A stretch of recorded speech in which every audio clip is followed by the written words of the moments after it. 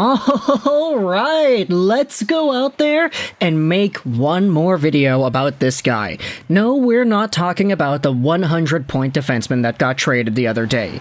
We are talking about the other right-handed defenseman in this deal that was sent over to Montreal in the process. Let's talk about former Hab, former Penguin, and current Hab, Jeff Petry, and how he has himself a spot back on this Canadiens roster. Now, I have to be very careful about this because between now, the time I'm recording this audio, and the time the video gets public on YouTube, there could be some sort of a move that makes Petry no longer a member of the Canadiens. And if that happens, then this entire commentary is going to go to waste, but if we operate under the assumption that for the next 24 hours Jeff Petry is going to be a Canadian, therefore I can upload this video in peace, I wanted to go out there and just go over the situation, what options the Canadiens have with Petry on their team, what this means historically, how this plays into how Petry left last year, and just the situation with the Canadiens' blue line. Because, as we had talked about in the trade reaction video the other day, Jeff Petry is a legitimately good add to the Montreal Canadiens, especially with the salary retained and the salary bonus that was already paid out by Pittsburgh. Petry normally is making $6.25 million against the cap that goes on till 2025, but with salary retained, he's only making $4.6 against Montreal's cap, again until the same time frame. As we had talked about previously, Petry is a good player. Last year, in 61 games played, he had 31 points. Guess what? Map that out over 82 games, that's half a point a game. Sure, he's 35 years old, and the contract goes on till he'll be 37 pretty much, so he's definitely not on the younger side, but what you're looking at here is a legitimately valuable, big, top-four defenseman who can get points, who can do things in a limited role. He played behind Weber in Montreal, he played behind Letang in Pittsburgh, so realistically, this is a guy that can help out a team. This is why when you talk about the idea of the Montreal Canadiens flipping Petry, let's say with more salary retained, let's say they retain 50% of the $4.6 mil that he is owed against the Canadiens cap, then all of a sudden, boom, Petry is on some other team, he's making only $2.3 mil, and for the next few seasons you get yourselves a legit guy who can help you out in the power play.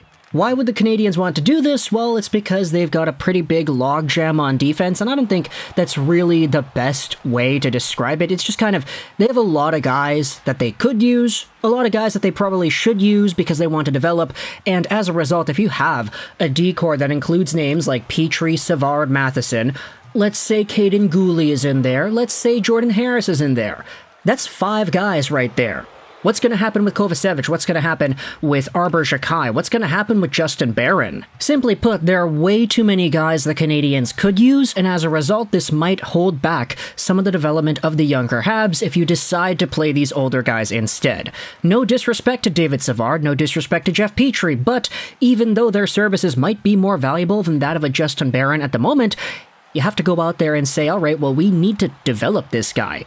That's the point of playing him here. It's not because he's better than Petry, it's because he's going to be better in the future. That's what we're aiming for.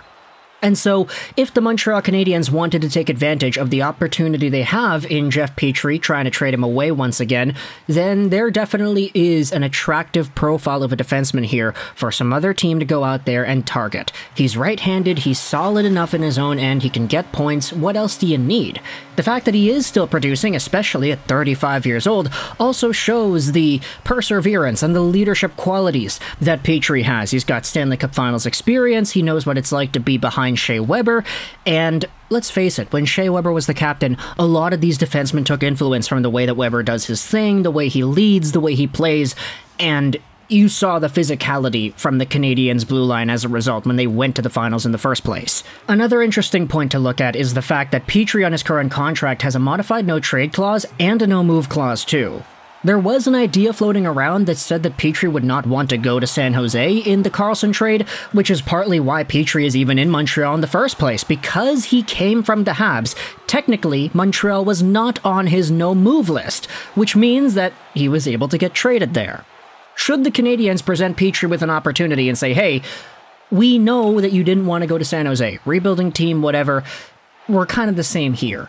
Would you be enticed to going over to some other team and maybe trying to bolster their playoff chances if we retain you at 50% and we get a pick or two from you? There's reason to believe this would be an attractive timeline for Petry and the way his career is going. And hey, even if the Montreal Canadiens decide, hey, we're just gonna play you, like, we don't need to trade you, you make our team better, sure, there is a challenge here with developing young defensemen on the team if you decide to give significant minutes to Petry, Savard, and everybody else all at once, but let's say you don't care about that. Let's just try to ice the best roster that we can, and if Petry is a part of that, then that's okay. Then fine. He'll play, he'll probably get points, and realistically, there's no reason to believe that there's any bad blood here. Let's take a look at this quote from Petry from a year ago. April 30th, 2022, after the initial trade. Arpon Basu tweeted this out. "I don't want to close the door on this organization or this team," Petry says. He needs to discuss it with his family and reflect, but he's very open to coming back to Montreal. He would not, however, definitively say if he would ask Kent Hughes not to trade him.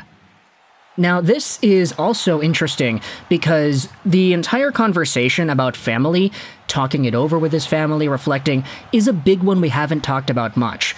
You see, this tweet was actually posted on the Canadian sub, and some of the top comments go out there and feed this idea. His wife and kids moved back to Michigan due to the restrictions with the virus. Petry could only see them during away games in nearby U.S. cities. It was hard on him, and that's what led to the request for the trade. He wanted to be reunited with his family. There's no narrative, it was public knowledge. His wife was also pregnant last offseason. All things considered, I would probably have played it the same way. As for today, even if your family was in the same city, the season's grind of travel, practice, and game prep makes it hard to have a day-to-day family life while playing in the NHL. And so for Petry, who has already placed a big emphasis on his desire for being around his folks from last year, this might be a new opportunity with less restrictions, with hopefully a family that's a bit older, they're not really going through pregnancy struggles anymore, everybody's born, everybody's healthy, maybe there's a little bit more stability there if Jeff Petry comes back to Montreal and the family is able to come with him. Not saying that it's definitive, I'm just kind of speculating here. If there was some sort of an incentive for him to go to the States to be closer with his family, now that everything's opened up, there might be an opportunity for him to play in Montreal again and feel a bit more comfortable now than he was last year, with all the restrictions, with his family kind of held up in the States and his wife is pregnant. It's not the best scenario for a guy trying to be there for his kids. So, with all things considered, I would not really be displaced for either of these things to happen. Either Kent Hughes decides to maximize the value of what you have, a right-handed defenseman who can actually play pretty well, and maybe 50% salary retain that contract so he's pretty cheap, or the Canadiens could just decide to use him. Maybe at the expense of a guy like Justin Barron, but if you really wanted to have a competitive Habs team, maybe Petry is a guy that helps you do that. So, there are options here, but of course this is a very fun retrieval, very fun reunion that we are going to be seeing here. The guy spends 1 year in Pittsburgh and then all of a sudden, boom, he's back in Montreal. Like, how funny is that? That's crazy. He's here with Matheson. Having them in the same pair would be hilarious because they got traded for each other last year. So, realistically, let me know your thoughts in the comment section below. How do you feel about Jeff Petry and this entire situation as a whole? I feel like for now, I'm just hoping this video gets out before Petry gets inevitably traded, and I have to retcon everything and say that it wasn't really worth talking about. But for now, because Petry is a Canadian at the time of recording this audio, then we just have some more conversations to have. Where do you play this guy? Do you play him top power play? I mean, realistically, there's no reason not to, right? Unless you really wanted to prioritize the development of other guys, there's a pretty good power play quarterback here in Petry. And the fact is, we already know it works. Like, this is what the Canadiens ran when they went to the finals. Suzuki and Caulfield are getting their dad on the blue line back. That's cool. So let me know your thoughts in the comment section below. How do you feel about Petry doing the thing? It's going to be really interesting if he does stick around, seeing how Martin St. Louis coaches this guy on the power play, etc. That's going to be really intriguing, just seeing the differences in the way he plays. But thoughts in the comment section below either way. What do you think the Canadiens should do? Trade him away or keep him around? Let me know your thoughts in the comment section below. I hope you enjoyed this video. And bye.